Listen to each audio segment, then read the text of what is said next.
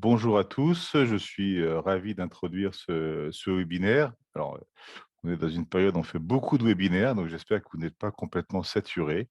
Un jour, on reviendra peut-être à des formats plus conviviaux, néanmoins, je suis sûr que ça permet quand même d'être nombreux présents autour de cet événement. Je ne vais pas vous prendre trop de temps pour introduire, parce que pas moi qui ai le plus de choses intéressantes à dire, sans doute. Donc, juste quand même pour vous présenter la Vise en quelques mots. La Vise, c'est une agence d'ingénierie pour développer l'économie sociale et solidaire ainsi que l'innovation sociale. Elle a été créée il y a maintenant 2002. Elle compte une trentaine de salariés, ce qui en fait une grosse équipe au service du développement de l'ESS. Elle a donc pour mission d'apporter des réponses aux porteurs de projets de l'ESS, d'abord, et puis également de structurer un écosystème favorable au développement de l'ESS, tant au niveau national que territorial. Évidemment, pour ce faire, elle ne travaille pas toute seule, elle travaille avec les grands acteurs, les grands réseaux de l'économie sociale. Elle travaille avec évidemment des acteurs publics. Je tiens à souligner le rôle fondateur en fait dans l'existence de la VIS, de la Caisse des dépôts est devenue Banque des territoires par ailleurs, mais également le secrétariat d'État de l'économie sociale, solidaire et responsable, le ministère du Travail, l'Agence nationale de la cohésion des territoires, les ministères de l'Éducation sur certains sujets, et puis évidemment, pour ce qui nous concerne aujourd'hui, l'ADEME. Alors, la VISE est un centre de ressources et à ce titre, on va passer à la diapositive suivante. La VISE, en fait, travaille sur un certain nombre de sujets qui peuvent être notamment des filières porteuses aujourd'hui pour l'économie sociale et solidaire, parce que la VISE se projette. Elle ne fait pas que commenter ce qui existe aujourd'hui dans l'économie sociale et solidaire. Elle s'est fait remarquer sur certains sujets, notamment sur tout ce qui est mesure d'impact. Elle a été pionnière dans l'approche en France de la question de la mesure d'impact. Elle a renseigné les différentes méthodologies qui existent aujourd'hui pour ce faire. Et puis, elle travaille notamment aujourd'hui sur l'ESS dans les territoires ruraux, l'ESS dans les quartiers prioritaires de la ville. Et puis, en l'occurrence, c'est ce qui nous intéresse aujourd'hui. Elle s'est également intéressée à la question de la transition énergétique. On va y venir plus en détail, mais ça veut dire qu'elle donne dans ses dossiers des repères pour entreprendre, donc voir quels sont les enjeux, quelles sont les formes d'entrepreneuriat possibles. Elle s'intéresse aux initiatives inspirantes, elle dresse un panorama des acteurs clés pour essayer de travailler avec d'autres, parce qu'on tient à faire en sorte que l'entrepreneuriat compris tel qu'il l'est aujourd'hui à la vie soit un entrepreneuriat collectif qui s'intéresse à des écosystèmes, à des acteurs et qui fasse non seulement du sens, mais qui ait aussi une capacité à se développer de ce point de vue-là. Sur la question de la transition énergétique, donc, nous avons réalisé un dossier thématique avec le soutien de l'ADEME, bien évidemment, le soutien du Fonds social européen, du secrétariat d'État à l'économie sociale, solidaire et responsable, ainsi que la Banque des territoires, ce qui va motiver des prises de parole tout à l'heure, donne des clés de compréhension. Comme je l'ai dit tout à l'heure, c'est le rôle de ces dossiers thématiques. Évidemment qu'elle part du constat général que l'urgence climatique aujourd'hui existe et qu'elle impose une transformation majeure de notre modèle énergétique. C'est sans doute, au-delà de la prise de conscience, une opportunité pour entreprendre, et notamment dans l'économie sociale et solidaire, même si ça veut dire sans doute un changement culturel assez profond dans notre pays concernant la prise en charge des problématiques de transition énergétique.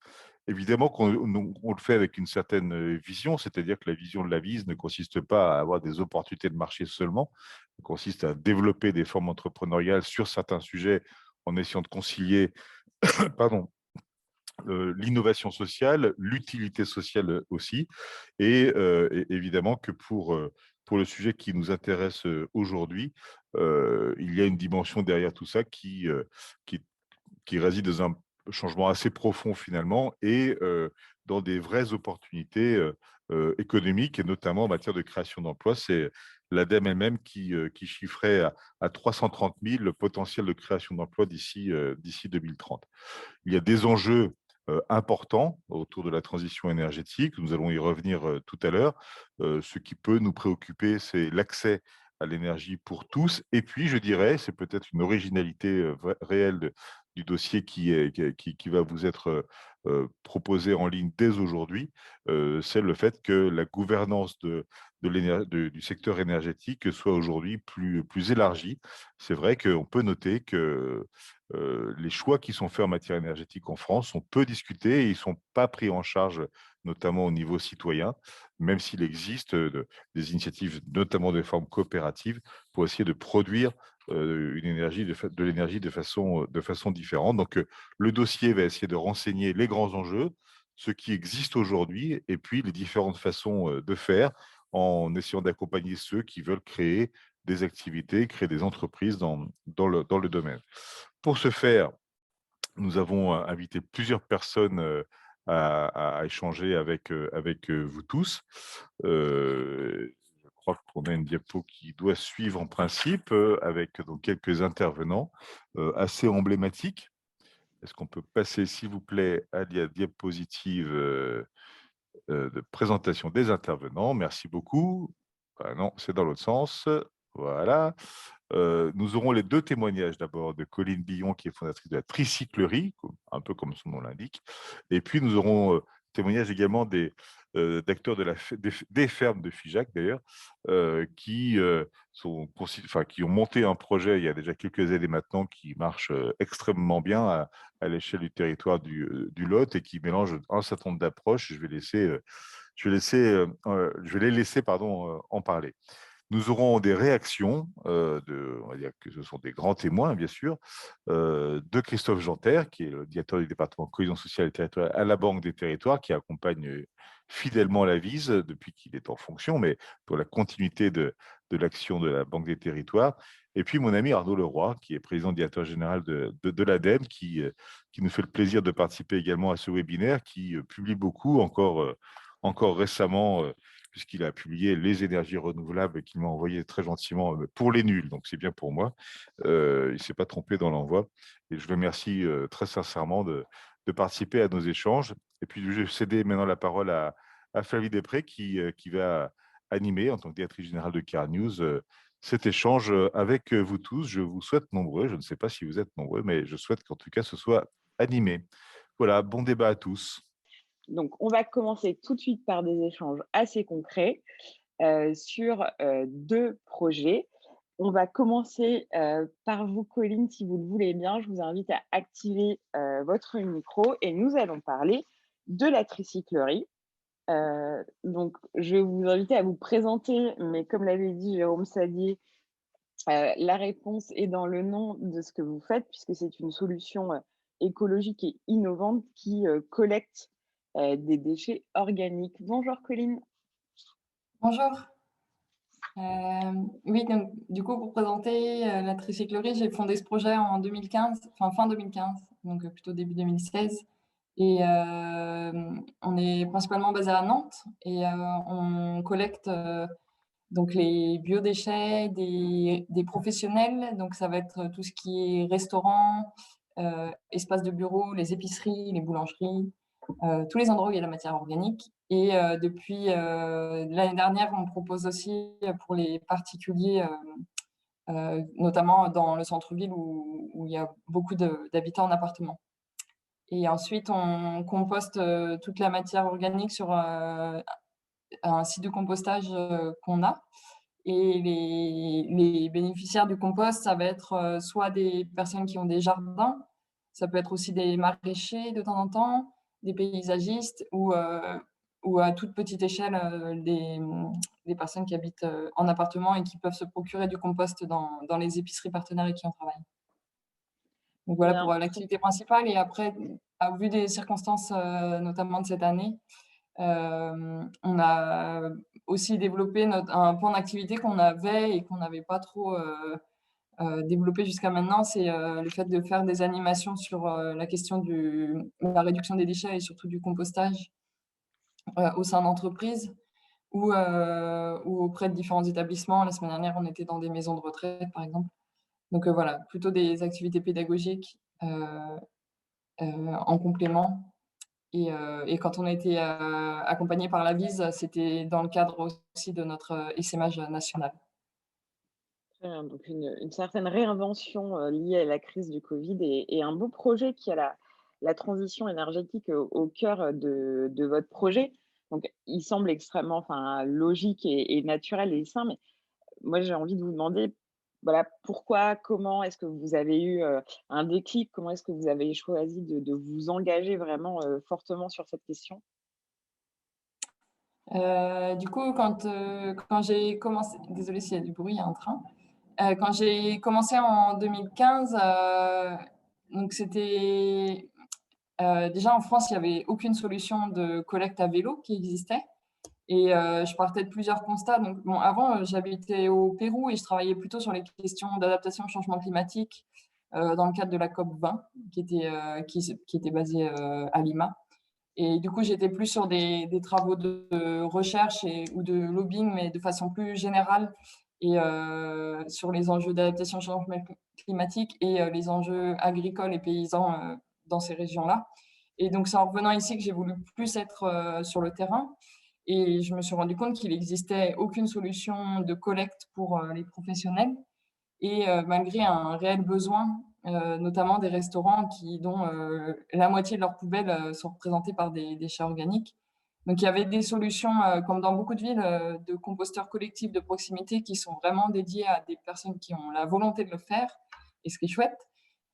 Toutefois, pour être à une autre échelle, voilà, de le permettre à des professionnels et autant à des particuliers aussi, il y avait très peu de solutions. Et du coup, l'idée de le faire à vélo est venue assez logiquement dans une question de logistique de centre-ville où c'est très dense, les camions peuvent pas rentrer dans le centre.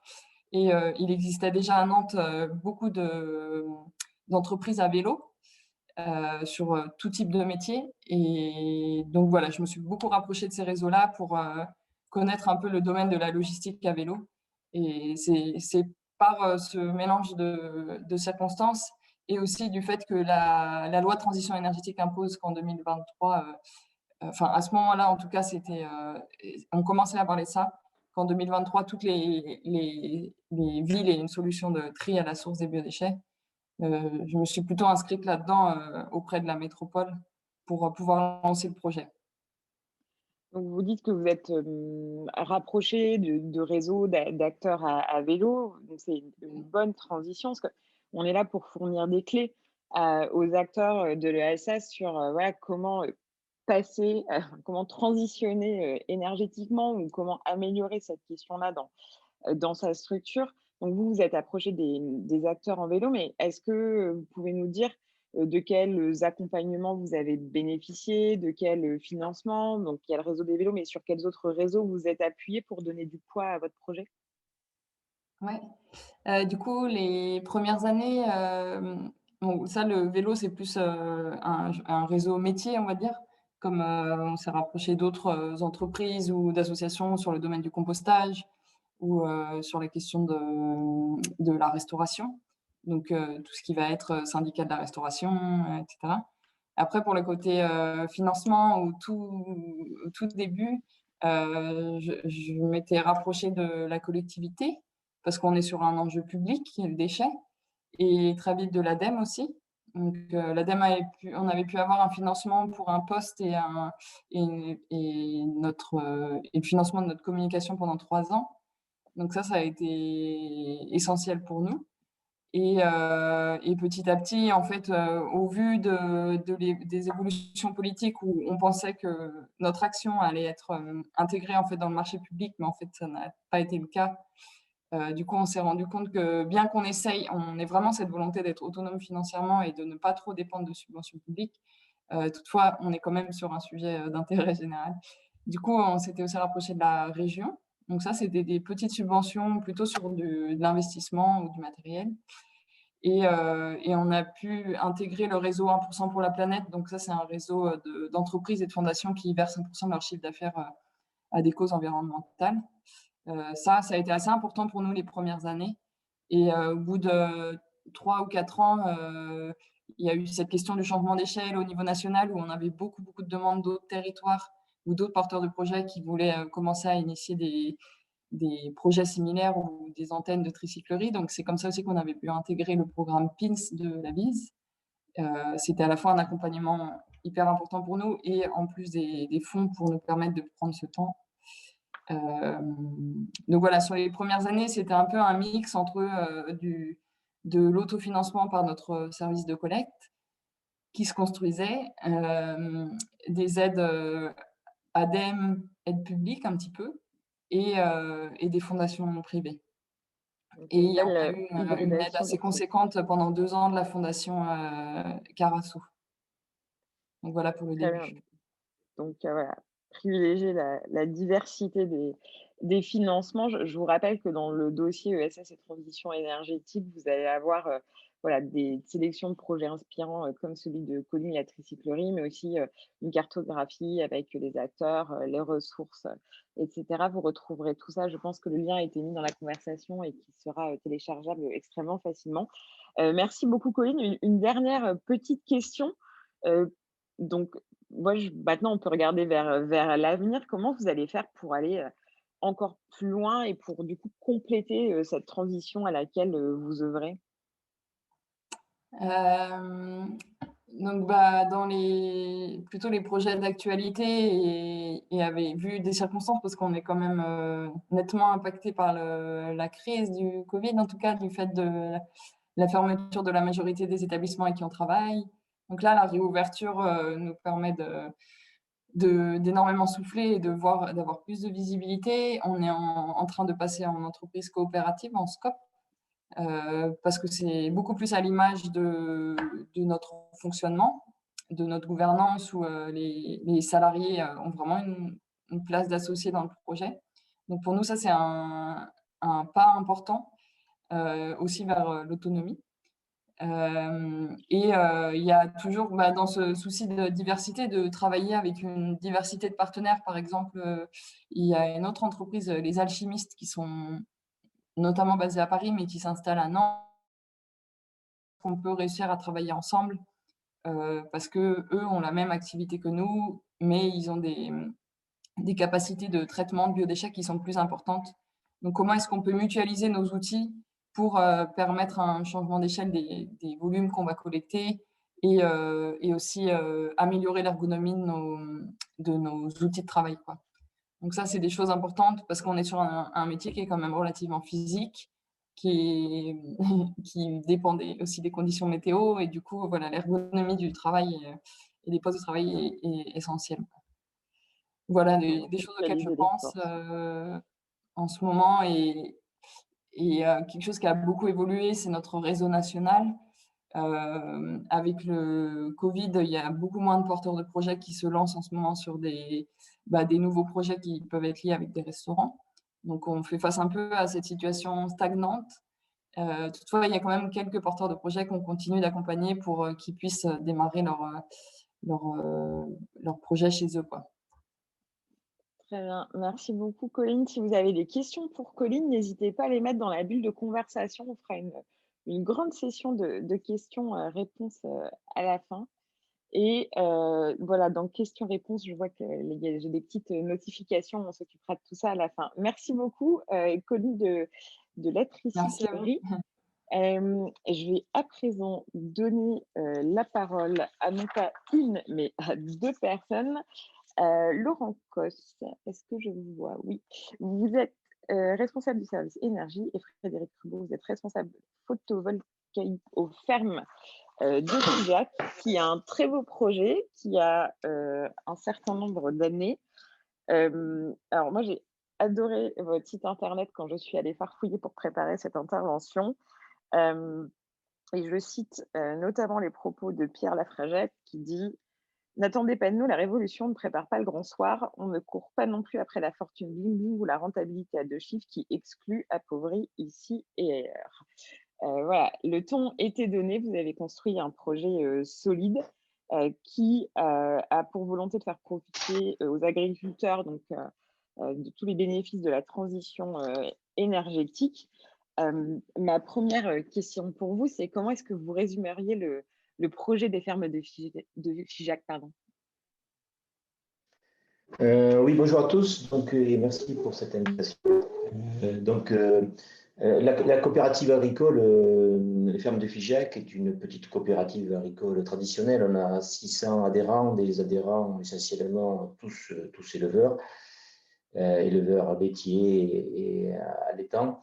Et c'est vrai qu'aujourd'hui, nous avons fait un peu évoluer notre statut, c'est-à-dire on est passé de coopérative agricole avec un statut aujourd'hui de SAS, une entreprise de l'économie sociale et solidaire, avec des statuts bien particuliers, de façon à pouvoir ouvrir l'adhésion à des acteurs du territoire et à des clients de nos magasins. Puisqu'en fait, notre premier métier, c'est effectivement de proposer un ensemble de services aux agriculteurs de la zone pour les aider à exercer leur métier. Mais également, aujourd'hui, on a une volonté de s'inscrire dans un accompagnement du développement économique du territoire. Donc, bon, la transition énergétique, aujourd'hui, ça fait maintenant 12 ans qu'on y travaille dessus. On a perçu en 2008, grâce aux mesures incitatives de l'État, qu'il y avait une opportunité très importante pour les agriculteurs, disons, d'évoluer dans leur pratique agricole, dans leur métier et surtout d'avoir des compléments de revenus. Et donc, on s'est penché naturellement sur les projets photovoltaïques. On a compris qu'il y avait de suite des problèmes de financement et je dirais nos réflexes de coopérative ont fait qu'on a cherché des solutions collectives pour essayer de lever des obstacles de financement pour réaliser ces projets. Et effectivement, en 2008-2009, on a lancé une grosse opération pour équiper 200 bâtiments agricoles, que ce soit des aires de stockage ou des stabilisations, pour les équiper en centrales photovoltaïques. Et donc, c'est grâce à cette organisation collective, réunissant pas loin réunissant 105 agriculteurs, qu'on a pu financer 33 millions d'investissements. Donc, c'était une grosse opération. Il y a eu beaucoup d'obstacles, beaucoup d'innovations à trouver au niveau du montage juridique, financier et technique. Mais ça a été une grosse opération qui, effectivement, aujourd'hui, marche très bien et nous permet de nous lancer dans d'autres secteurs de la transition énergétique, comme le bois énergie, comme la méthanisation. Voilà. Et donc, il y a eu cette première expérience en 2009-2010. Et ensuite, on a vu arriver sur le territoire un développeur, Valorem, qui avait un projet de parc éolien. Et donc, on s'est rapproché d'eux pour leur proposer que le territoire s'organise et participe à ce projet ce projet éolien. Et donc, on a travaillé avec eux pendant 4 ou 5 ans pour voir dans quelles conditions le territoire pouvait s'organiser et pouvait participer concrètement à ce programme éolien. Et donc, en 2015, on a pu créer une structure locale qui a réuni pas loin de 200 personnes pour participer financièrement à ce projet. Et on a réuni en un trimestre plus de 2 millions d'euros pour concrètement participer à ce projet. Donc, ça a été une grosse opération de sensibilisation, en fait, avec l'idée derrière il y avait une opportunité pour les habitants du territoire de placer une partie de leur épargne sur un projet, bien sûr, d'énergie renouvelable, avec bien sûr du sens autour de ça, mais surtout un projet local qui se voit, donc un projet animé par une structure qui connaissent, donc la coopérative, accompagnée également par des élus. Tout ça, ça a été une grosse opération et ça nous a permis aujourd'hui de continuer le développement autour de cette transition énergétique. On a un service au niveau de la coopérative d'une vingtaine de personnes pour travailler sur ces sujets-là. Est-ce que c'est cet ancrage local? Parce qu'on se dit qu'entre le financement et peut-être l'acceptation de l'implantation par les habitants, est-ce que c'est cette proximité qui a rendu les choses faciles? Comment est-ce que vous avez impliqué tous ces habitants dans le projet? Effectivement, moi, je pense qu'un des paramètres importants pour réussir des opérations comme celle-là, c'est effectivement d'avoir sur le terrain une entreprise, ça peut être aussi une association ou un individu, hein, ou une collectivité, donc un acteur qui est connu, qui donne confiance, parce que bon, tout le monde ne s'invente pas développeur éolien du jour au lendemain, et quelque part, donc il faut que la structure puisse donner confiance, et donc effectivement, c'est un des gros, une grosse condition pour que ces projets réussissent. Merci beaucoup. Et petite dernière question,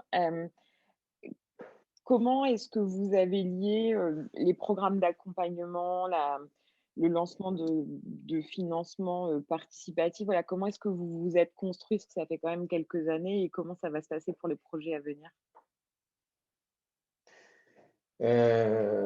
Disons qu'on s'est construit on est monté en compétence petit à petit, je dirais, donc forcément ça demande des investissements humains et matériels importants, hein, et c'est vrai que c'est la première opération photovoltaïque réussie qui a permis de financer notre développement sur d'autres secteurs d'activité liés à la transition énergétique.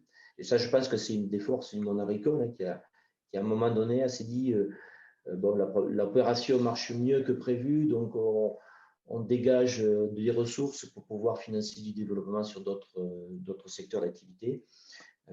Et c'est vrai qu'aujourd'hui, par exemple, on accompagne aussi de la transition agroécologique, donc des services qui ne sont pas forcément directement rentables pour l'entreprise, mais qui facilitent, qui aident les agriculteurs à modifier leurs pratiques agricoles. Donc voilà, des montées en compétences progressives avec des outils techniques et des outils financiers qui facilitent la réalisation des projets. Merci beaucoup, et bravo pour ce beau projet que j'invite tout le monde à découvrir à la frontière du Lot et du Cantal. Alors moi, je suis une fille du Nord, donc c'est pas les endroits que je connais le mieux, mais j'aurais plaisir à venir découvrir ça. Merci beaucoup à nos porteurs de projets. Je vous rappelle que vous pourrez poser les questions que vous avez pour Colline ou pour Laurent ou bien pour Frédéric à la fin des interventions, et qu'on va vous remettre régulièrement le lien pour télécharger le dossier ESS et transition énergétique. Alors, j'ai le plaisir maintenant de donner la parole à Arnaud Leroy, qui est président directeur général de l'ADEME, et à Christophe Janter, qui est directeur du département cohésion sociale et territoriale de la Banque des territoires. Est-ce que vous m'entendez bien tous les deux? Oui, oui Flavie. Oui, très bonjour. Bien. Alors, bonjour. Alors, moi, ce que je vous propose, c'est qu'on fasse des réactions croisées. Voilà, le terme journalistique, c'est une interview croisée. Et la première question que j'ai envie de vous poser, c'est qu'est-ce que ça vous inspire? Quelle est votre réaction face à ces deux récits, à ces deux beaux projets? Écoutez, je me permets de me lancer en premier. Écoutez, félicitations, parce que c'est pas facile, notamment pour Madame Billon sur la tricyclerie, qui porte un projet sur une partie naissante de l'économie. On le voit, la question des biodéchets, on a des obligations légales et réglementaires là, qui se profilent 2023-2024, donc il va falloir faire beaucoup plus. Et en même temps, ça fait des années qu'on en parle et on voit qu'il y a un écosystème qui s'est mise en place, que ce soit la tricyclerie ou d'autres, des acteurs qui sont parfois aussi fragiles parce qu'ils dépendent quand même de contrats qui sont soit avec des gros producteurs de biodéchets ou des collectivités et qui parfois ne sont pas non plus les plus réactives. Donc voilà, donc moi j'étais ravi qu'on puisse les accompagner. Il y a un sujet important et je pense que c'est démontré, ça a été dit par les représentants de la ferme de Figeac, c'est le sujet de la rentabilité des chantiers qu'on lance, en tout cas des activités. Donc nous, on essaye aussi d'accompagner à l'émergence et après, il y a une réalité économique qui doit prendre le relais et c'est là que c'est important qu'on puisse emboîter, notamment quand il y a des obligations légales qui se mettent en œuvre tout de suite, démontrer que c'est une réalité réglementaire. Parce que sinon, on a toujours un effet de décalage. Donc voilà, donc moi, ravi de voir des belles histoires. La question de la production énergétique en milieu agricole, c'est une des clés de la réussite de la transition de notre pays. Il ne faut pas se voiler la face. aussi bien pour l'accès au foncier, ça a bien été dit tout à l'heure par rapport à des sujets d'installation d'un parc éolien. C'est un débat aussi sur la méthanisation. C'est aussi un débat sur la question du photovoltaïque. Donc moi, je ne suis pas du tout pour les grandes installations photovoltaïques qui mettent fin à l'activité agricole, mais je pense qu'il faut qu'on arrive à imaginer quelque chose d'autre, de différent. Un, parce qu'on a quand même pas mal de délaissés agricoles dans notre pays, qui peut aussi être un élément intéressant pour apporter du repos à la terre, et voir un petit peu comment on arrive à atteindre les objectifs qu'on s'est nous-mêmes fixés. Simplement pour et terminer sur ce point, la France est en retard de la trajectoire qu'elle s'est donnée en 2015. Donc moi, je ne rentre pas dans le débat nucléaire, pas nucléaire ou pas que ce soit. Mon idée et l'enjeu de l'ADEME, c'est d'essayer de trouver les moyens pour développer des outils pour favoriser l'émergence notamment de projets d'énergie citoyenne qui sont pleins dans l'ESS, on y reviendra peut-être tout à l'heure, un projet qu'on a développé d'ailleurs avec la Banque des Territoires, qui demande qu'à grossir. On voit une vraie appétence des porteurs de projets comme des territoires pour participer à ces enjeux de transition énergétique. Et derrière, il y a aussi tout un pan dont on n'a pas encore parlé ce matin, qui est toute l'économie circulaire. Bon, certes, on en a parlé par le CG biodéchets, mais ce qui nous paraît important aujourd'hui, c'est la question de la réparabilité, de la réparation, donc de la formation des réparateurs, des enjeux de qualité. Et là, on voit aussi beaucoup d'acteurs de l'ESS se profiler et se professionnaliser, travailler à l'émergence de cette filière avec des grands donneurs d'ordre que peuvent être, par exemple, le Fnac Darty. Et là, je crois qu'on a quelque chose d'intéressant qui est un vrai gisement d'emploi, de formation que nous, on essaie d'accompagner derrière et qui a une utilité très marquée. Donc, nous, on est ravis de participer aux côtés de la VISE au déploiement des enjeux de transition écologique dans le monde de l'ESS et à leur professionnalisation. Merci beaucoup, Arnaud Leroy. Je vous rappelle qu'on va retrouver votre interview dans le dossier et sur Carnio aussi, je l'ai vu passer. Merci beaucoup pour cette réaction, Christophe Jeanter. Est-ce que vous avez le même ressenti et les mêmes enjeux que l'ADEME et que Arnaud Leroy? Ah oui, tout à fait. Bonjour à tous. Oui, bien sûr, on travaille. La Banque des Territoires travaille de façon très étroite avec l'ADEME, donc les propos d'Arnaud Leroy résonnent complètement avec ce qu'on cherche à faire. On connaît bien d'ailleurs les fermes de Figeac. Hein. C'est un très beau projet local et citoyen en service du développement économique et écologique. Et on les connaît bien parce que c'est une des structures porteuses du PTCE, pôle territorial de coopération économique, Figacteur à l'époque, que la Banque des Territoires a soutenu lors de la première vague de ces PTCE en 2014-2015. Je rappelle au passage qu'il y avait eu 37 lauréats de ces PTCE et Figacteur, donc les fermes de Figeac faisaient partie de ces lauréats. Donc la Banque des Territoires les avait soutenus, financement, avec de la subvention d'amorçage. Et au-delà de ce PTCE, je note que le statut de cette coopérative a changé. Ils sont devenus SAS-ESS. C'est typiquement le genre de projet que la Banque des Territoires peut et souhaite financer. Donc, on a bien en tête les fermes de Figeac et c'est presque un appel que je leur passe. C'est que si vous avez besoin de financement pour vous développer, nous serons vraiment à vos côtés pour étudier votre projet. Et puis sur la tricyclerie, bien sûr, Pauline Billon. Alors, on n'est pas entré en contact encore jusqu'à présent, mais c'est à nouveau là de la collecte de biodéchets pour en faire du compost. C'est une thématique qu'on connaît bien. On la connaît notamment à travers Moulineau, qui est une autre entreprise de ce secteur. Et nous, on pousse à ce que, déjà, on ne finance pas un seul acteur. Hein. Dans le portefeuille, on a plus d'une centaine d'acteurs de l'ESS dans lesquels on a investi. Et puis surtout, on croit beaucoup à la coopération entre les acteurs de l'ESS et à leur complémentarité. Donc à nouveau, sur la tricyclerie, on l'a identifié dans les prospects. Et donc, c'est aussi un message pour Colline. Si il y a un besoin de financement qui s'avère nécessaire pour développer l'entreprise, je lui dis tout de suite que son activité est dans la thèse d'investissement de la Banque des Territoires et que on regardera attentivement son projet, modulo peut-être une taille suffisante, j'allais dire sur la potentielle levée de fonds sachant qu'on a un certain nombre de partenaires, je peux citer France Active ou Noves, par exemple. Mais voilà, on est en co-investissement sur ces projets. Donc vraiment, n'hésitez pas, ces deux projets résonnent complètement avec ce qu'on sait faire à la Banque des Territoires et comme le disait Arnaud Leroy, avec ce que sait faire l'ADEME également. Merci beaucoup, Monsieur Janterme. En parlant de résonance, donc il y a ce dossier et ce webinaire commun, mais j'imagine que les enjeux communs sont nombreux. Comment est-ce que l'ADEME et la Banque des Territoires travaillent ensemble sur le moyen et le long terme pour améliorer la connaissance de ces sujets autour de la transition énergétique et surtout accompagner les acteurs? Alors, peut-être, donc, on va parler un petit peu de plomberie administrative, en tout cas parapublique.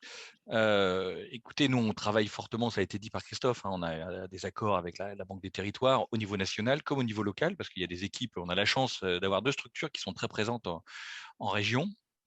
Donc l'ADEME a une capacité, et je vous invite aussi également, hein, s'il y a des personnes ici ce matin qui ne connaissent pas l'ADEME, il y a des directions régionales dans l'ensemble des anciennes régions. Donc vous avez encore des bureaux à Limoges, à Montpellier. Donc n'hésitez pas à vous rapprocher pour vous aider justement à échanger parfois, à trouver un sparring partner, pas nécessairement financier, mais qui jettera un œil bienveillant sur votre projet, vous aider à le faire mûrir, parce qu'on a parfois aussi besoin de faire ce travail-là et de vous mettre en relation.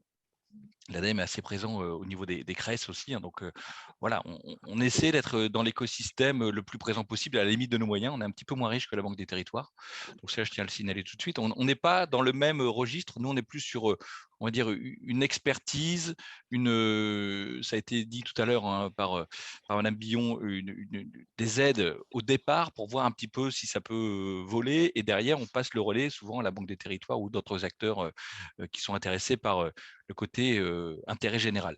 Donc voilà, donc ça c'est un petit peu de la façon dont on fonctionne. On se renvoie des dossiers au fil du temps et puis en fonction de leur maturité, parce que si ça avait été dit par Christophe, hein, quand il y a des besoins de levée de fonds, c'est pas le travail de l'ADEME, c'est pas du tout dans notre mission nous d'intervenir, de prendre des parts dans une société. Nous on est là pour essayer de faire émerger des choses, d'accompagner pendant 3 ans, ça a été dit tout à l'heure, de payer éventuellement un chargé de mission pendant un temps, d'installer quelque chose. Et on doit, à partir d'un moment, ce qui est triste, mais c'est la réalité, aussi commencer à débrancher nos accompagnements, parce qu'on est sollicité constamment par d'autres projets. Donc, on essaie de faire mûrir, de renforcer au maximum dans le laps de temps sur lequel on accompagne, physiquement, humainement, c'est important de le dire, et financièrement, pour ensuite passer le relais à d'autres qui ont vocation à faire grossir et disséminer à l'échelle nationale les ambitions, notamment de la tricyclerie. Merci beaucoup, Arnaud. Mais moi, je trouve que c'est bien la plomberie administrative parce que quand on est porteur de projet, on a besoin de comprendre ce qui se passe dans les coulisses, parce que c'est un monde voilà, qui n'est pas toujours très clair. Christophe Janterme, est-ce que vous voulez bien compléter les propos de Arnaud Leroy? Donc, je ne vais pas reprendre l'expression de plomberie administrative, en fait, je l'aime bien, donc je le reprends quand même. Tout à fait, non, mais à nouveau, ça résonne avec ce qu'on cherche à faire sur les territoires. Hein. Moi, je voudrais souligner aussi le fait que l'ESS est déjà très représenté dans les projets de préservation de l'environnement, des ressources, la gestion des déchets. Arnaud citait l'économie circulaire, tout ce qui va être autour du réemploi. Et puis, ce qui est intéressant dans l'ESS, c'est que cette dimension sociale permet d'entrelacer des enjeux de transition écologique, de cohésion des territoires, d'insertion sociale, d'insertion professionnelle des populations les plus fragiles. Donc, pour peut-être compléter les propos d'Arnaud et concernant la Banque des Territoires, on intervient de plusieurs façons, pas finalement que en investissement. On cherche à impulser, et ça on le fait avec l'ADEME, des dynamiques participatives, des dynamiques de territoire, et on accompagne aussi et on apporte pas mal d'ingénierie aux collectivités locales, notamment sur le volet de l'animation, du débat local et de la concertation.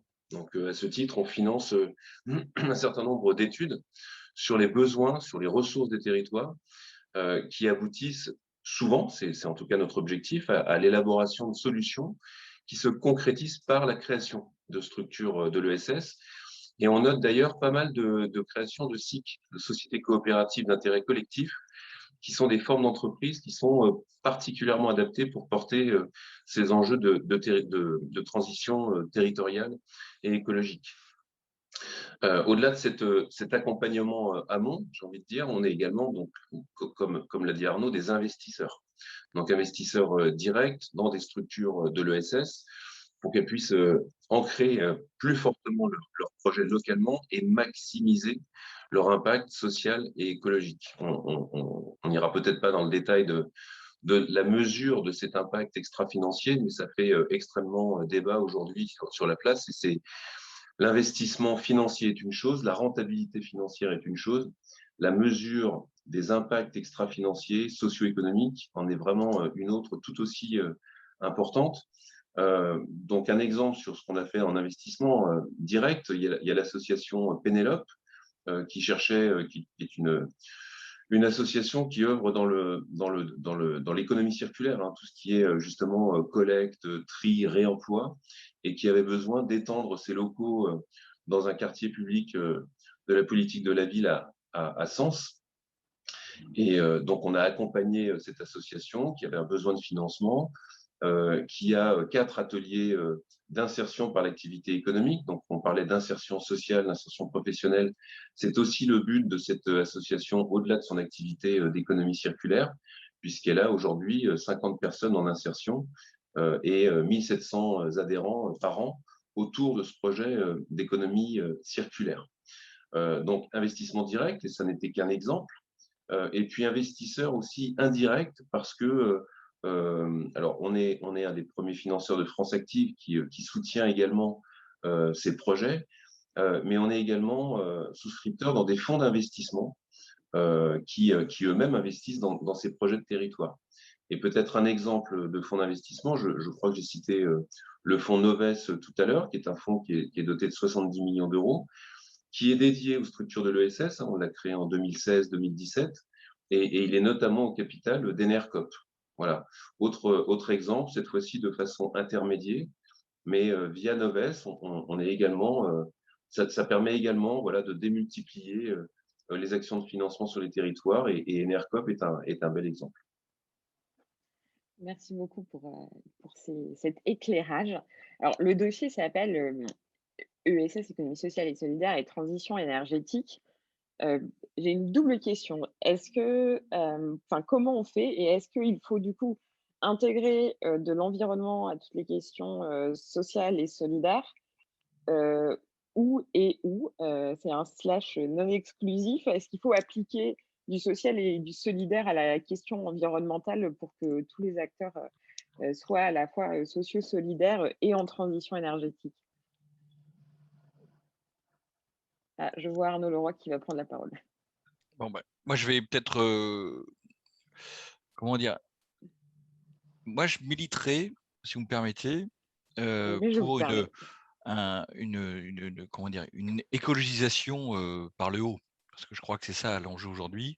Il y a une tradition, hein, de l'ESS assez marquée sur l'insertion, sur tout on va dire le volet social. Et on le voit, et ça a été d'ailleurs le sens, hein, du rapprochement entre l'AVIS et l'ADEME il y a quelque temps, j'ai envie de dire d'écologiser au maximum les acteurs. Et c'est le débat qu'on a eu aussi avec France Active ou avec Initiative France sur comment on essaie de faire, comment dire, dès la préparation des projets, dès les enjeux, et on le voit sur des projets comme Territoire zéro chômeur longue durée.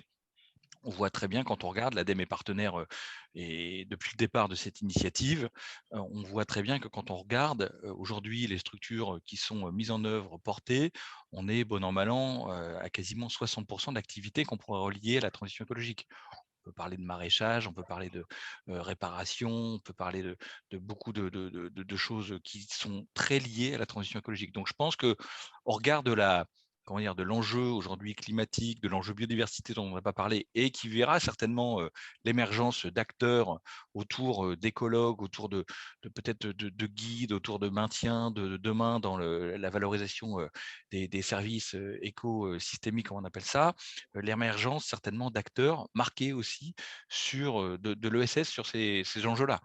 Donc voilà, donc tout est lié, et je crois qu'il faut peut-être accepter ce chapeau qu'est la transition écologique. Christophe Jeantaire, est-ce que pour vous, il y a aussi un chapeau écologique? Oui, oui, complètement, à nouveau, en phase, mon cher Arnaud. Moi, je peux citer peut-être des exemples, puisque on a un certain nombre d'entreprises dans le portefeuille pour rejoindre les propos d'Arnaud, sur des acteurs de l'ESS, justement, qui sont attentifs à ces enjeux de transition écologique, sans pour autant que ce soit dans leur cœur de métier. Je peux citer 3 exemples. Tout d'abord, Make Ici, qui est avant tout un réseau de tiers-lieux, de manufactures collaboratives, mais qui est dans une logique de réemploi et d'économie circulaire autour justement de ces manufactures artisanales. Souvent d'ailleurs dans les quartiers QPV. Un autre exemple, Solifab, qui n'a rien à voir, qui est une foncière, la foncière de la Fondation Abbé Pierre, qui a un fort engagement sur la rénovation thermique des logements qui sont détenus par cette foncière. Pour autant, cette foncière, sa vocation première, c'est de loger des populations fragiles. Mais la rénovation thermique est bien présente dans leur projet. Et puis peut-être un troisième exemple autour du groupe ID, qui est un des acteurs majeurs de la réinsertion en France, qui est pour autant très attentif au réemploi, à la réduction d'emballage, à l'éco-conception, et qui intègre une vraie politique RSE dans ses activités et le développement d'activités éco-responsables comme vecteur d'insertion. Donc, vous voyez que les deux activités et les deux enjeux s'entremêlent. Et typiquement, ils ont une filiale qui s'appelle ID Services, qui fabrique des produits de conditionnement et de protection en carton ondulé à partir de rebuts de fabrication de l'industrie cartonnière. Donc, voilà, à nouveau un exemple. C'est une entreprise d'insertion, mais qui pour autant intègre des enjeux environnementaux et d'économie circulaire dans son projet. Donc, on y croit totalement et on parle souvent d'ailleurs d'impact sociétal, hein. Donc, ça veut bien dire qu'on mixe les impacts sociaux, territoriaux, environnementaux. Et je pense que les acteurs de l'ESS sont attentifs aux différentes dimensions de ces impacts.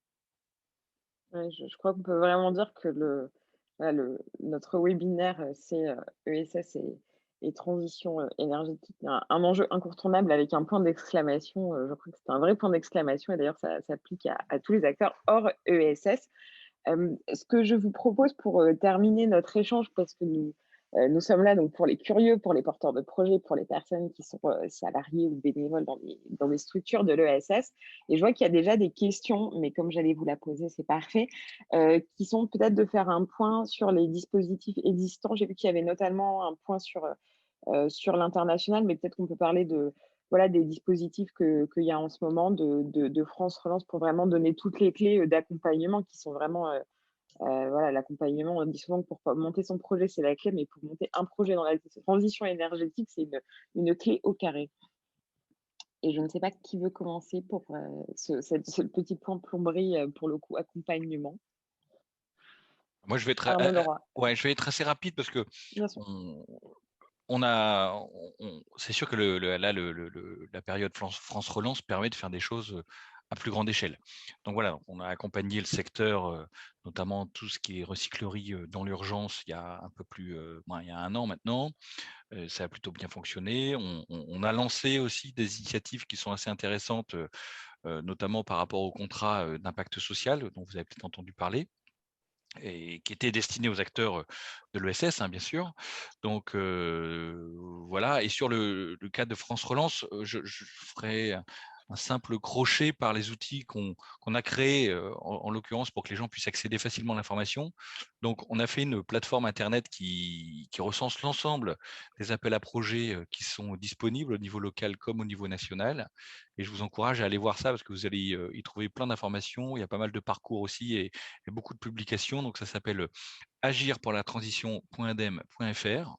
Donc ça, c'est dorénavant la vitrine de l'ADEME pour pouvoir se déployer aussi bien en région et dans les collectivités locales qu'au niveau national. Vous trouverez l'ensemble des sujets sur la question énergétique. Donc, il y a toujours des débats, en sachant que nous, on n'est pas des promoteurs, on ne finance pas des choses, mais on finance parfois de l'accompagnement. notamment pour faire émerger des projets ou voir un petit peu ce qu'on peut faire, notamment sur tout ce qui concerne la méthanisation. Donc, c'est un des grands enjeux pour l'ADEME et la Banque du Territoire d'ailleurs.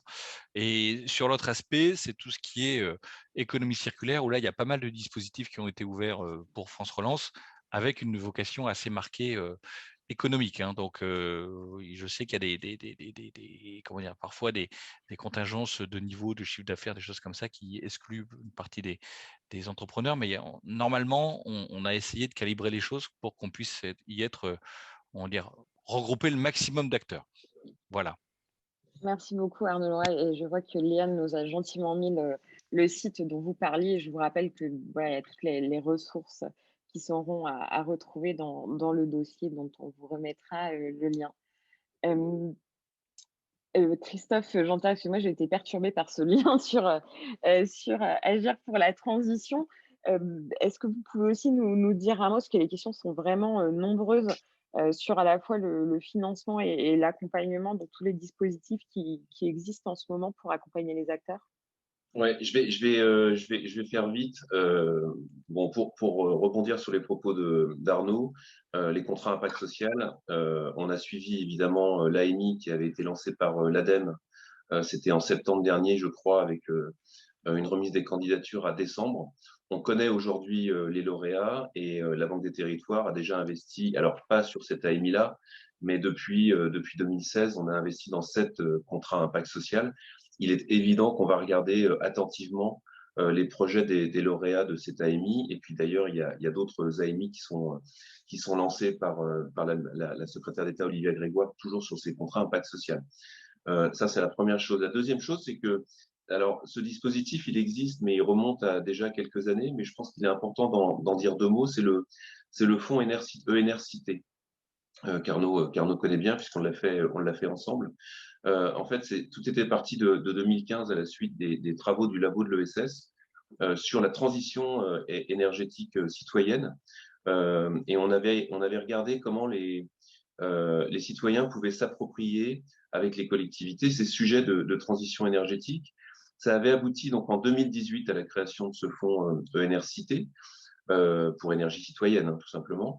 Il avait été doté de 10 millions d'euros et pour permettre aux collectivités et aux citoyens d'être accompagnés dans leurs projets d'énergie renouvelable en phase d'amorçage.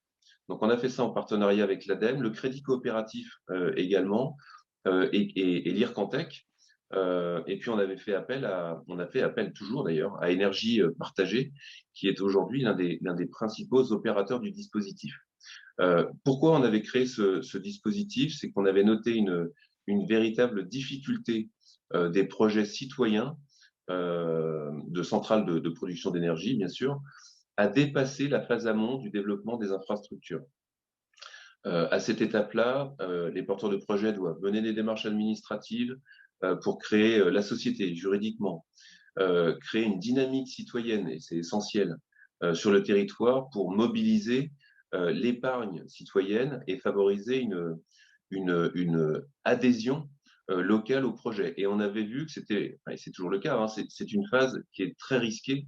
Les projets peuvent s'étioler et on n'a pas encore beaucoup de financeurs sur cette phase amont. Donc le dispositif, en fait, il tenait et il tient toujours sur 2 volets. Il y a le financement par l'ADEME de l'animation territoriale. Arnaud l'évoquait tout à l'heure de la part de la présence de l'ADEME sur un certain nombre de territoires. Donc l'animation territoriale et de l'autre côté le financement des projets par le fonds ENR Cité, avec une entrée au capital pour des durées de 1 à 3 ans, le temps que ces structures soient tout à fait opérationnelles. Et le fonds est particulièrement attentif à la participation des parties prenantes au projet. C'est-à-dire qu'il y a un pourcentage minimum de détention par les collectivités locales et par les citoyens. Donc c'est vraiment un point d'attention, cet ancrage territorial et la gouvernance. Et donc le bilan aujourd'hui, puisque le fonds a été lancé en 2018, c'est qu'il y a une vingtaine de projets qui ont été instruits par le fonds ENR Cité. Il y en a à peu près la moitié, une dizaine qui ont été engagés. On est sur quoi? On est sur des projets évidemment éoliens, on est aussi sur des projets photovoltaïques, à la fois au sol ou en toiture. Et on a noté que sur cette vingtaine de projets, les besoins de financement, ils se situent entre 200 et 300 000 euros. Donc, voilà, c'est un temps long de préparation, d'animation collective, et il nous semblait avec l'ADEME important d'accompagner les acteurs, les porteurs de projets sur cette phase, une fois de plus, qui est assez risquée. Et évidemment, le fonds Énercité continue de proposer cette offre. Donc, c'est pour ça que je voulais en dire quelques mots. Merci beaucoup à tous les deux pour ces propos très éclairants et très clairs. Je suis sûre que ça a été utile Puis je à rajoutais de quelque nombreux chose. porteurs. Mais bien sûr, je vous en prie. Non, mais sur le fonds Énercite, hein, moi j'invite vraiment les personnes qui nous écoutent ce matin à se saisir aussi de ces outils-là, parce que on peut se dire les choses franchement, hein, parfois nous on les tient à bout de bras, que ce soit à l'ADEME ou à la Banque des Territoires. C'est important qu'on arrive à démontrer que ça fonctionne. Il ne faut pas que ça soit simplement disponible sur l'étagère, mais il faut qu'on montre qu'il y ait en plus une progression, en tout cas, parce que, ça nous permet, nous, d'aller batailler en termes de plomberie administrative. Vous savez qu'il y a toujours des batailles pour aller trouver des budgets, des choses comme ça, donc il faut abonder ces fonds. Donc ça, c'est un élément important. Et surtout, la loi climat actuellement en discussion va donner un statut particulier à ces communautés on va dire, locales énergétiques. Donc, ils auront besoin d'outils. Là, il y a un outil à disposition. Et j'espère en tout cas qu'on pourra compter, suite à ce webinaire, beaucoup de demandes d'informations. En tout cas, on avait fait des assises de l'énergie citoyenne et partagée à Montpellier qui ont été un grand succès il y a 2 ans. Je pense que la prochaine édition, ça sera à Nantes. Donc, il y a une vraie appétence de porteurs de projets potentiels, de structures accompagnatrices comme énergie partagée, de promoteurs des ENR dans notre pays qui se rendent compte aussi que c'est un des outils qui leur permet d'aller trouver des nouveaux des nouveaux projets. Vous avez vu comme moi, et vous le vivez comme moi peut-être aussi, on a aujourd'hui un tir de barrage sur bon nombre de projets, hein, parce qu'on est dans un pays qui se vit plus comme un musée que comme un pays en dynamique. Donc ça, c'est un choix, c'est pas le mien, mais en tout cas, on doit essayer de trouver les moyens de contourner un petit peu cette problématique sur l'ensemble des ENR. On parle beaucoup de la question des éoliennes, c'est pas que les éoliennes, hein. On a pas mal de problèmes aujourd'hui sur la question de la méthanisation, donc il faut qu'on arrive toujours à trouver les moyens, et plus on arrive à impliquer d'acteurs locaux par ces projets un petit peu citoyens et partagés, plus est facile l'atterrissage. Et c'est aussi intéressant pour la collectivité, c'est que ça génère parfois aussi, ça génère pas mal de retombées fiscales. Donc voilà un petit peu les éléments, mais surtout il faut qu'on se saisisse, et ça c'est vraiment un appel pour que les personnes regardent vraiment clairement cette question d'Enercite. C'est un bel outil qui a quelques années maintenant, et il faut absolument qu'on le pousse et qu'on le porte beaucoup plus haut. Merci beaucoup, Arnaud Leroy. Mais ça tombe bien parce que j'allais finir juste avant les questions et le questionnaire d'évaluation et voilà, tout cet échange que nous aurons à la fin. J'allais vous demander à tous, donc les porteurs de projets, vous qui représentez l'ADEME et la Banque des Territoires, un conseil, un tour de table final, donc un conseil pour les porteurs de projets et pour les entrepreneurs. Donc Arnaud Leroy, je vais parler à votre place, mais on peut dire emparez-vous de ce qui existe. Alors, et si je reprends du coup le tour de table en commençant par les porteurs de projets que j'invite à réallumer leur caméra et à revenir sur la piste. Colline, c'est quoi le petit conseil rapide, le truc, le best practice que vous donneriez aux acteurs de l'ESS et aux porteurs de projets? Du coup, écouter tout ce qui s'est dit, si on regarde les questions de financement, je pense que quand on est au démarrage ou à une phase de développement ou de changement d'échelle, c'est de favoriser la diversité tout en cherchant à être aussi rentable de sa propre activité. Et du coup, voilà, à la fois favoriser la diversité des financements, la diversité des partenaires avec qui on travaille localement sur le terrain. C'est une façon d'être aussi plus résilient. On voit bien en ce moment, nous, ça nous a permis aussi de sauver un peu la machine avec cette diversité des acteurs avec qui on travaille. Voilà, un exemple de choses que je peux partager. Très bien, merci beaucoup, Colline. Alors, pour les fermes de FIGEAC, donc Laurent et Frédéric, si je ne vous vois pas, mais je pense que vous êtes toujours parmi nous, est-ce que Bon, vous, des conseils, vous devez en avoir beaucoup, mais est-ce que vous auriez un conseil à donner à tous ceux qui nous écoutent? Euh, Moi, je voudrais revenir sur la notion de solidarité. Je pense que c'est très important pour réussir des projets autour des énergies renouvelables. Bon, c'est pas toujours facile de boucler le financement, de boucler le modèle financier des projets. Donc, allô? Oui. Et donc, en se mettant ensemble, on peut sécuriser les projets et faciliter la réalisation des projets. Voilà. Et donc, ça, on a pu le démontrer aussi sur le démontrer.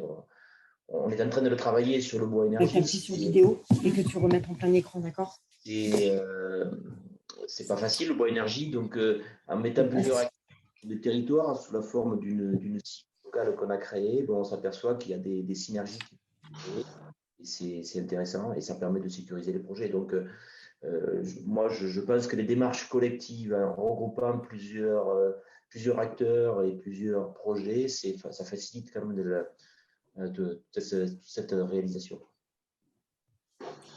Merci beaucoup pour ces propos très clairs. Bon, alors Arnaud Leroy, vous avez déjà donné un conseil, mais du coup, je vais vous en demander un deuxième. Alors, attendez, je rallume tout. Oui, voilà, rallumez tout, parce que c'est vrai qu'avec ce système de carrousel, c'est des chaises musicales. Ça y est, on vous voit. On me voit.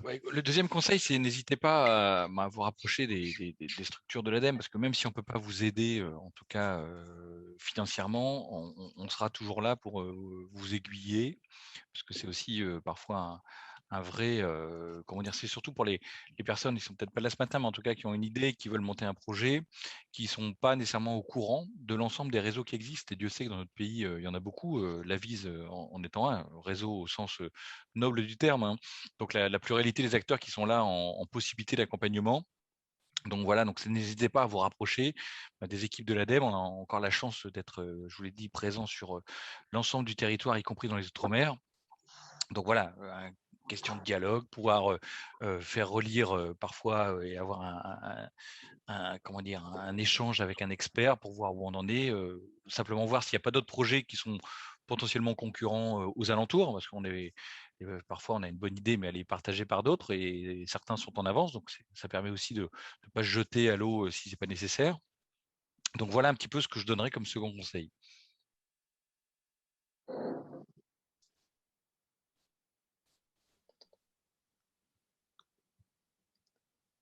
Ah, on vient d'avoir un petit bug. Est-ce que vous m'entendez bien? Oui. Ok, bon, bah, écoutez, je ne sais pas ce qui s'est passé. Il y a eu un instant, votre dernière phrase a été suspendue, Arnaud Leroy, mais que pour moi. Donc, tout va bien. Christophe Jeanterre, je vais vous demander de finir ce tour de conseils avant qu'on passe à une session de questions-réponses qui promet d'être dense parce qu'elles sont nombreuses. Oui, alors pour rebondir un petit peu sur ce qui a été dit, et notamment par Colline, j'entendais le mot diversité, et je pense que c'est un mot important, diversité des parties prenantes déjà, et c'est pour ça que j'évoquais le statut des SIC tout à l'heure, qui permet vraiment de réunir des parties prenantes de nature très différentes, hein, des personnes publiques, des collectivités, des citoyens, des acteurs privés, notamment des investisseurs. Donc diversité des parties prenantes dans le tour de table, et puis diversité des financements aussi. Et alors on va peut-être pas aller dans le changement d'échelle, mais dans le financement il est assez large. Il y a des subventions bien sûr, il y a tout ce qui est quasi fonds propres et fonds propres, et c'est là-dessus que se positionne la Banque des Territoires. Il y a aussi de la dette, et il faut pas non plus avoir peur d'aller chercher un petit peu de dette bancaire, d'autant plus quand on a renforcé son haut de bilan avec des investisseurs qui ont permis de renforcer les fonds propres, et puis à ce moment-là, les banques ouvrent leurs portes. Alors c'est vrai que la Banque des Territoires, on est un investisseur de long terme, donc ça peut aussi rassurer un certain nombre d'acteurs du financement bancaire, parce que investisseur de long terme, ça veut dire qu'on va pas partir tout de suite. En tout cas, sûrement pas tant que l'entreprise aura besoin de nous. Et donc, oui, la diversité des financements, c'est important, pas tout mettre dans le même panier. ne pas aller chercher que des subventions. Il est important aussi de travailler sur le haut de bilan. Voilà, c'est un petit peu tout ça. Et puis bon, pour finir, bien sûr, nos directions régionales. On a 16 directions régionales, on a 35 agences en métropole. Donc ça doit être vos premiers contacts, si j'ose dire, avec la Banque des Territoires. Ensuite, tout ça remonte entre nos directions régionales et le siège. On travaille de concert sur tous ces projets. Mais n'hésitez pas à vous adresser à nos directions régionales qui sont très nombreuses et pour être au plus près de vous. Voilà. Merci beaucoup pour ces paroles finales. Alors, j'espère que vous m'entendez bien. On rencontre un petit problème de bande passante, mais moi, comme je vous vois et que je vous entends, je trouve que tout va bien.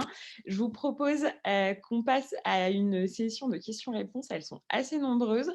Je vais juste refaire un petit point. Vous allez pouvoir recevoir le replay de la visio. Vous allez pouvoir recevoir la présentation. On vous a mis le lien vers ce beau dossier conséquent et riche sur la question donc ESS et transition énergétique. À la fin, vous aurez un petit questionnaire d'évaluation pour nous dire voilà, ce qu'on peut améliorer, si cela vous avait été utile et je l'espère par avance. Alors, je vais prendre les questions. N'hésitez pas à les poser en demandant à qui elles sont posées. Alors, il y a une première question que j'imagine être pour Colline. Auriane vous demande si vous pouvez collecter aussi les déchets végétaux, donc les déchets verts des entreprises et des particuliers, et si vous avez un outil pour les broyer. Très précis comme question. On nous pose souvent cette question. On collecte de temps en temps des fleuristes qui ont des petits volumes. Et, il est question en ce moment d'investir dans un broyeur parce que pour nous, ça fait de la matière carbonée intéressante. Mais jusqu'à maintenant, on ne le faisait pas parce qu'on avait aussi peu de demandes sur le sujet. Et que investir dans un broyeur qu'on utilisait très peu, c'était pas très intéressant. Ok, merci pour cette question précise, mais cette réponse tout aussi précise. Alors après, on va sur des questions un peu plus larges. Il y en a une de Christophe qui doit s'adresser, j'imagine, à Arnaud Leroy et à Christophe Jonter. Pouvez-vous donner votre avis sur une orientation marquée transition écologique pour la relance des PTCE? Moi, je pense, je l'ai dit tout à l'heure, je crois sincèrement qu'on est arrivé à un moment de l'histoire où l'opposition relance, protection de l'environnement au sens large est caduque. Donc du coup, et ça a été toute la logique en tout cas du travail qu'on a réalisé nous dans le cadre du plan de relance. On fait partie des opérateurs qui ont été fortement mobilisés par le gouvernement sur France Relance. Et l'idée, c'est justement de ne pas opposer et surtout de financer des transformations, même d'appareils productifs, pour qu'ils soient moins énergivores, moins consommateurs de matière. Donc voilà, donc moi je pense que la toise de la transition écologique doit s'appliquer partout et tout le temps. Merci, message bien passé. Alors là, il y a une question, je pense qu'elle s'adresse à tout le monde, donc qui veut la prendre, ou deux personnes même, parce que c'est une question intéressante, qui élargit le débat, c'est comment construire une vision systémique à la morale de l'ensemble des transitions nécessaires. Et il y a une sous-question, ou un commentaire qui est l'énergie dépend de nos comportements. Donc, je pense que la question, c'est comment est-ce qu'on transmet cette vision de l'individu à l'organisation. Donc, je ne sais pas qui veut s'attaquer à ce débat philosophique, mais qui veut répondre?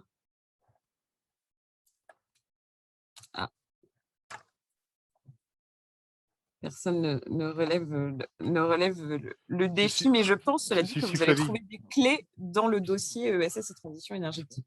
Si, Flavie, je vais bien dire un tout petit mot.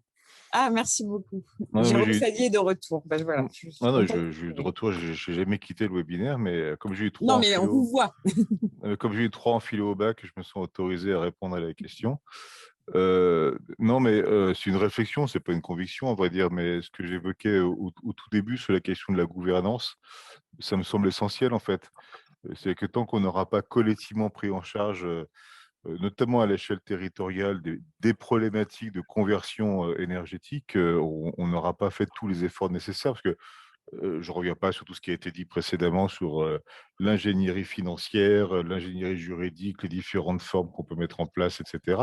Tout ceci est fondamental, doit mériter de changer d'échelle, etc. Mais je pense qu'en fait, le fond de l'affaire, il est aussi à côté de ça sur la gouvernance, c'est-à-dire la façon dont les citoyens veulent s'organiser au niveau des territoires, sans doute avec l'appui des collectivités qui ne sont pas compétentes véritablement en la matière et qui devraient l'être, à mon avis, pour que ça change véritablement d'échelle et qu'on adresse les enjeux au niveau où ils doivent être adressés. En fait, c'est ça le problème, c'est comment on passe aujourd'hui de l'initiative micro, même s'il y a des outils financiers pour les appuyer, à quelque chose de plus collectif, sachant qu'en France, la politique énergétique, elle est un peu confisquée par quelques gros acteurs, plus ou moins publics dans leur comportement.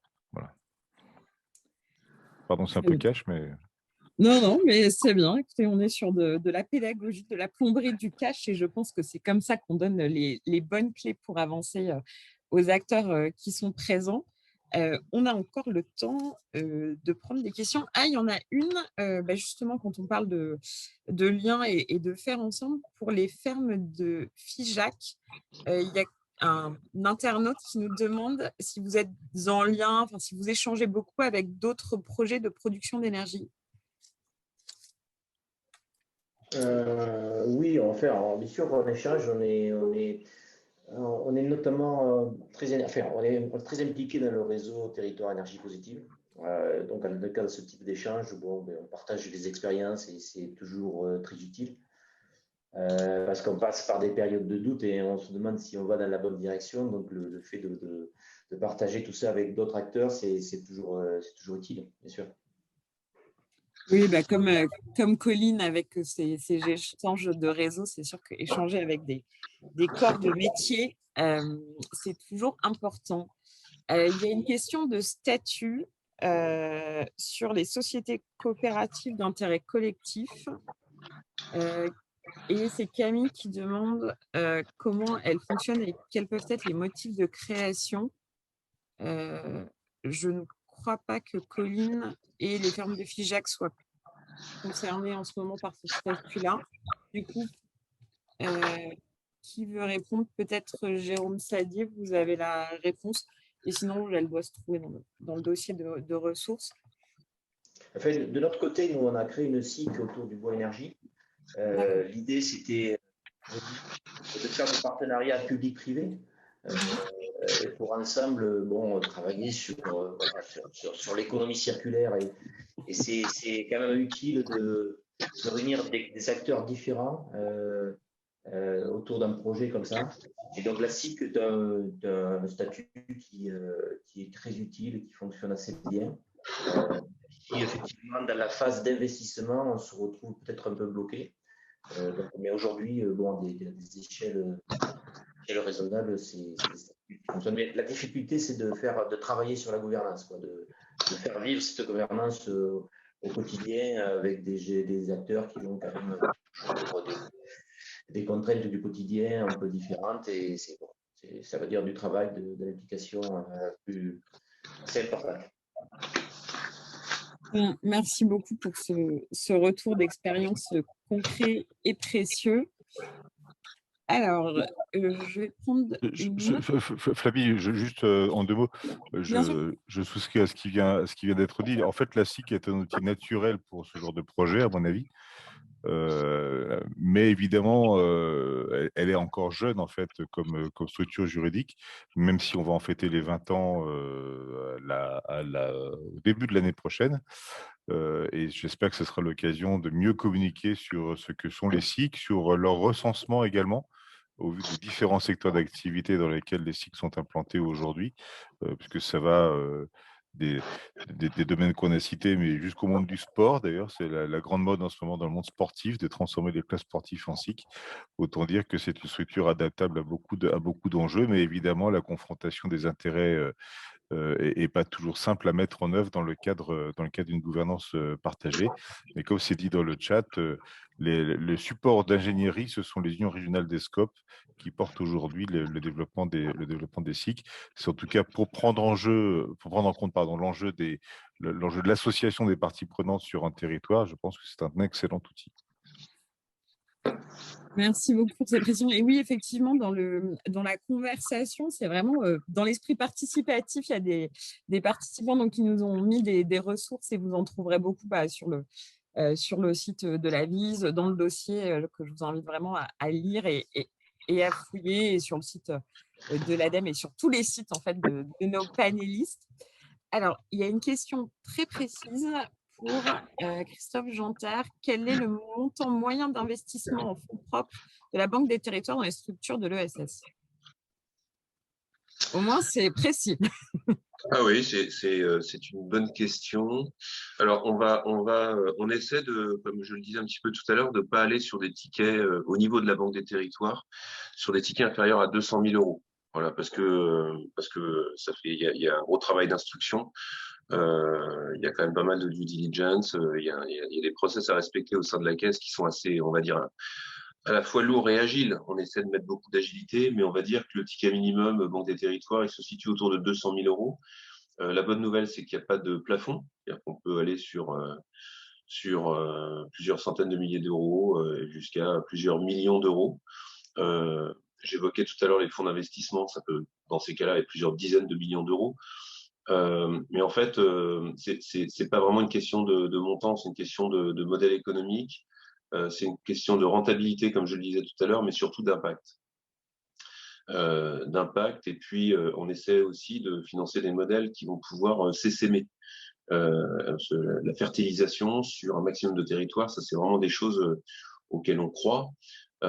Et quand un modèle a fait ses preuves sur un territoire, on va vraiment faire en sorte de le déployer au niveau national. Et là, voilà, on sera très présent. Et donc pour parler de moyenne, c'est pas évident.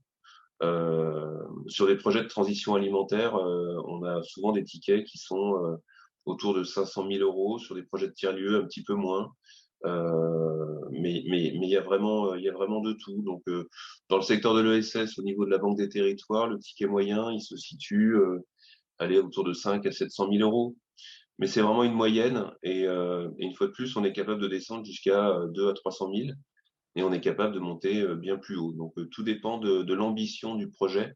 On sait s'adapter. Et quand le ticket est trop petit, on se tourne vers nos partenaires. Je citais France Active.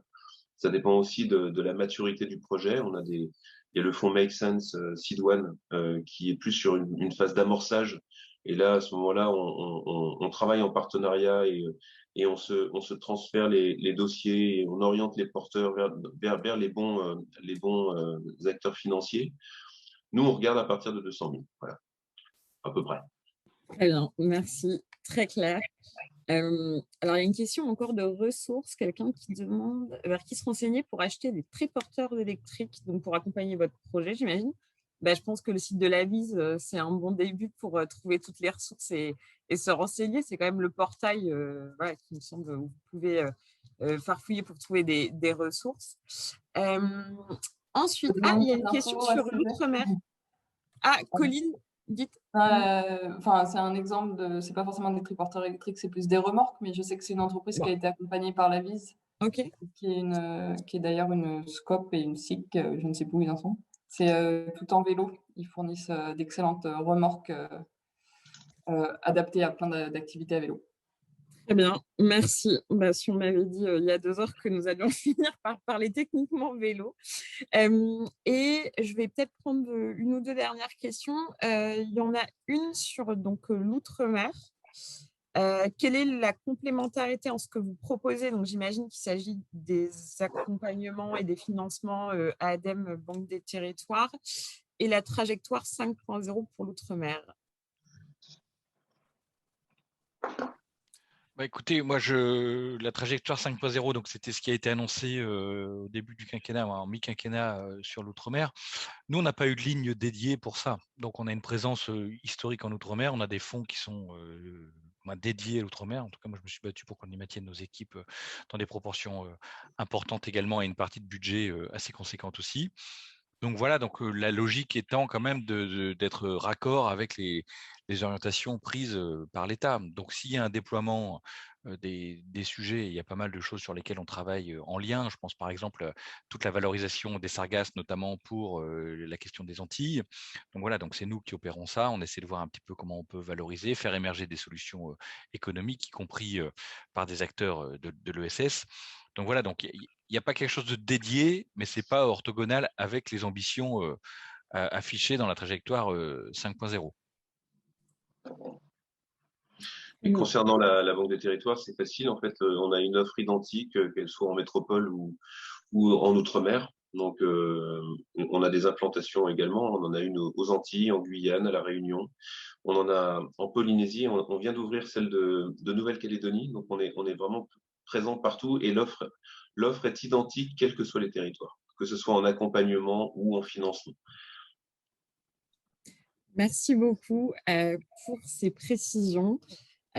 Nous avons fait le tour de toutes ces questions qui étaient intéressantes et je remercie tous les participants de les avoir posées et surtout, je remercie nos panélistes d'avoir répondu et pour toutes leurs paroles intéressantes et concrètes. Je suis sûre que ça a inspiré beaucoup de personnes. Je vous rappelle que va suivre un petit questionnaire d'évaluation de ce webinaire qui a pour but vraiment d'améliorer les choses et de vous servir voilà, dans votre transition et votre projet ESS. Et je vous rappelle également, peut-être on va remettre le lien qui a ce dossier que je vous invite vraiment à lire. Il y a des ressources, des interviews, des projets inspirants. Vous y retrouverez vraiment beaucoup de choses. Je vous souhaite à tous une très bonne journée et je vous dis à très bientôt et une bonne transition. Au revoir.